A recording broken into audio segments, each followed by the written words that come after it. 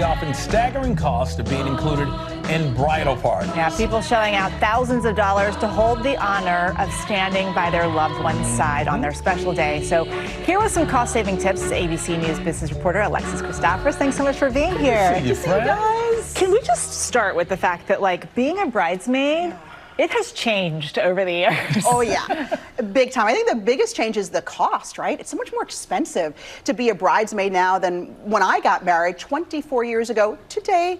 By the way, I might add, yeah, that's us, Carl and me. Happy anniversary. Got married, thank you, right here in New York City. That picture on the right is one of my favorite wedding pictures because I feel like it's so quintessential New York City. You're stunning. We are, walking against traffic, and he valiantly puts his arm up to save his bride. That's very New York. Yeah, so we got married in a historic mansion here in the city. It was a beautiful day. I had 4 bridesmaids. For my bachelorette party, we went out with some friends to dinner. Then we went dancing. It was lovely. It was local. But today, it's not just a destination wedding. It's a destination bachelorette party, too. When you consider that cost with everything else you're paying to be a bridesmaid, it can really put on some financial strain. So we came up with a little bit of checklist on what folks are expected to do as a bridesmaid. So of course you've got the bridal shower gift. That's going to cost you some money. You've got the wedding gift as well. And then of course that bachelorette party that we talked about. If it's a destination, it's easily over $1,000. And also the dress and the glam team, hair and makeup, could average just about $2,000. And if you have multiple weddings in a year, that's a lot of money. Which if you're of a certain age, that's what's happening to you. Every day, Very right? true. So what happens if you want to turn down the invitation to be a bridesmaid, especially if you don't have the money? Is that bad? Is it disrespectful? I think you need to be open and honest up front with the bride. This is an honor to be part of somebody's wedding, and before you just flat out say no, find out what the financial obligations are. What's expected of you?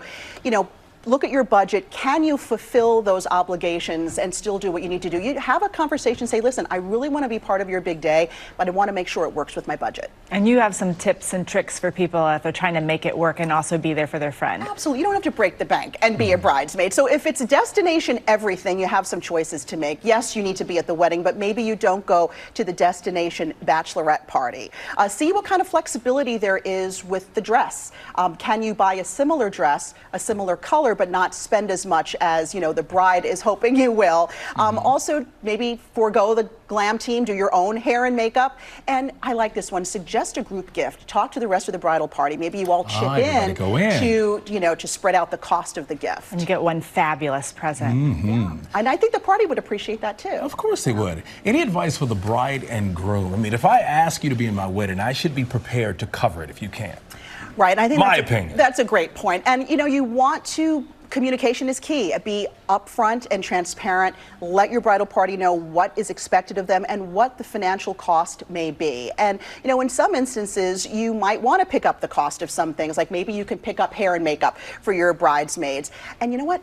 Consider telling the bridal party no gifts. It is a gift just that you are being part of our big day and all of these events, which we know are costing you money. And then finally, combine celebrations. Getting back to that point of if you have multiple weddings that you're going to. My son has a friend who's getting married this fall. He's not only having his own wedding, he is in 8 other weddings. So what they did was, because they're all friends, they got together and decided to have the bachelor party as one big bachelor all together party. Oh, that makes sense. So combine when you can. You know what? It's more fun sometimes. That sounds wild. A lot of people could save money. It will probably be very wild. But who wants to share? I mean, nobody really wants to share that special moment.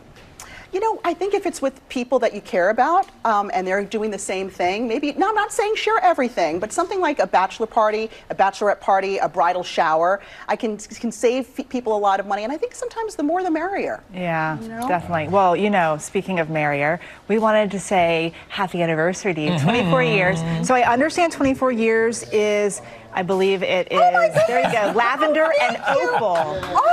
So we have a lavender opal bouquet for you. Just for you. See, that's so how much we love you. I love it. Going to bring this home to Carl. We're going to put this in the house. And it can keep the mosquitoes away. Lavender's good for that. I like the way you think. That's Alexis, a good money hack tip. Good to see you, and you deserve it and much more. Thank you. We so much, appreciate guys. it.